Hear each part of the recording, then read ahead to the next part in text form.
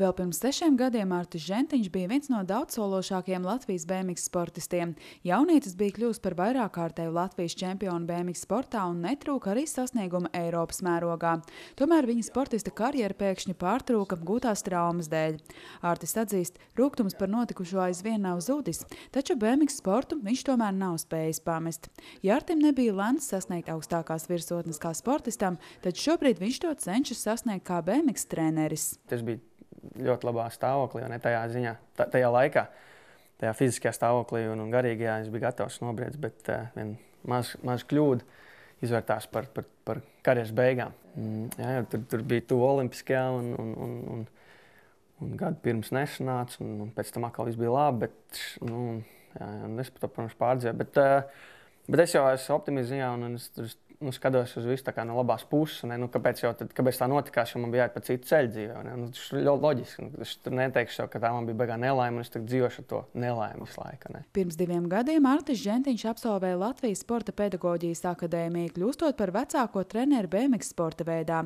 Tas viņam pavēra arī jaunas iespējas. Aizvadīto ziemu viņš pavadīja Beļģijā, kur kā treneris darbojās vienā no lielākajiem BMX sporta centriem Eiropā, kur ir apkārt 12 āru trases un ļoti daudz braucēju apkārt dzīvi. Un tad es tur trenēju vietējos beļģus, mazos, lielos, holandiešus un vāciešus. Tur tā sanāca. Un arī mazliet latviešu un mazliet igauņus, kas bija atbraukuši arī ciemos. Tur ieradās. Jo tā iekštelpa trasa bija samērā liela, lai tajā varētu gatavoties agrāk ār sezonai. Ār trasa ir lielāka, protams, bet Tad tur bija man pusgads pagāja darbojoties BMX jomā Beļģijā. Bet šobrīd Artis atkal ir atgriezies Latvijā, lai vasaras brīvlaiku pavadītu Vīnkalnos, rīkojot bērnu vasaras nometnes. Ar katru gadu tās kļūst aizvien vairāk apmeklētas. Šurp brauc bērni, kas vasaru vēlas pavadīt aktīvi, svaigā gaisā. Sāksim ar to, ka mēs aizskanam uz avotu, mēs nomazgājam tur muti, paņemam katru savu pudelītē ūdeni, atskanam apakai ar tādu gumiju, tādu apli, lai mēs viens ātrāk, viens lēnāk neskrietu. Mēs atskanam kopā, mēs pēdam brokastis, un tad mēs ejam vingrot no rīta. Mums ir tāds savs sporta laukums, kur mēs izvingrojamies, un es uzsvaru to, cik svarīgi vingrot dzīvē, kad tas ķermenis tev ir vienīgais, tas tāds templis, vai kā viņu varētu nosaukt, patīk beidzamā laikā teikt tā. Un tad mēs ejam peldēs, tad mēs ejam uz mežu, ejam sēnēs, ejam ogās, ejam pastaigās, ejam mežā, kaut kāds tur darbs kopā izdarīt, piemēram, vīriem jāpaceļ baļķis, kaut kāds jānones kaut kādu gabalu, viņi to var izdarīt, un tas ir jautri. Viens no Arta Žentiņa mērķiem ir kopā ar nometnes dalībniekiem aizbraukt uz Itāliju, uzkāpt kalnos, uzcept īstu itāļu picu un pēc tam nopeldēties vidusjūrā. Kā to izdosies īstenot, rādīs laiks, jo vēl viens izaicinājums vasarā ir Geto Games. Šai komandai Artis Žentiņš pievienojies vien pērn. Pēc man ierosinājuma uztaisījām Geto BMX komandiņu un vienu sezonu nobraucām.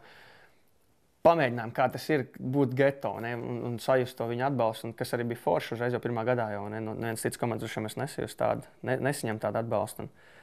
Un tā mēs iesākām. Burtiski tās ir mūsu tādas privātas attiecības šobrīd ar mani privātas attiecības ar Geto Games. Kad es varu, es viņam palīdzu, un kad mēs varam, tad mēs satiekamies, parunājamies par dzīvi, un es apmeklēju viņa pasākumus. Idejas, kaut kādas savas iesvēžu. Es noteikti gribētu sākt šogad ar Geto festivālu Ventspilī, kur mēs taisīsim BMX šo tēmu. Mēs viņu saucam par darbnīciņu. Mums būs ričuki, ķīveres, jebkuram cilvēkam būs iespēja izbraukt pa trasi.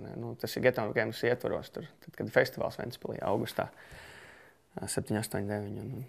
Gluži nejauši Artis ir kļuvis arī par frisbee spēles fanu. Šai dinamiskajai spēlē viņš kopā ar draugiem velta pāris vakarus nedēļā, bet vasarā to jau varēs spēlēt teju jebkur. Sporta akadēmijā bija bišķi jāpaspēlē tur viņš, vai jāpamācās, tā teiksim, bija priekšmets un frisbees.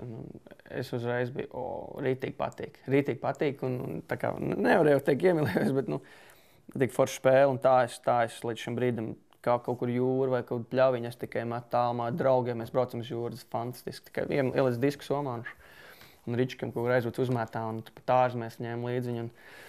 Un tā es tiem frisbeestiem bišķiņ čupojos, jā, tā varētu teikt. Artis Žentiņš uzskata, ka darbs ar bērniem viņam sniedz ne tikai pozitīvas emocijas, bet arī piepildījumu kā trenerim. Viņa prāt dzīvē ir jāspēj rast balansu starp fizisko un arī emocionālo labsajūtu. Tev ir jādara tas, kas tev liek justies labi.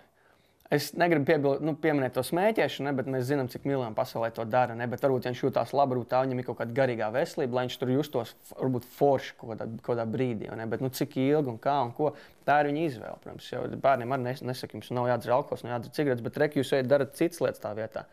Nav jāizliec kaut kas, bet ir jārod alternatīvas. Ja tu aizstāji kāds tukšums vai tās sliktās lietas ar labajām, tad tev neatliek laika tam sliktajām. Tā jāsaka.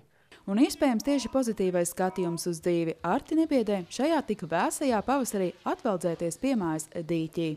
Esi vesels!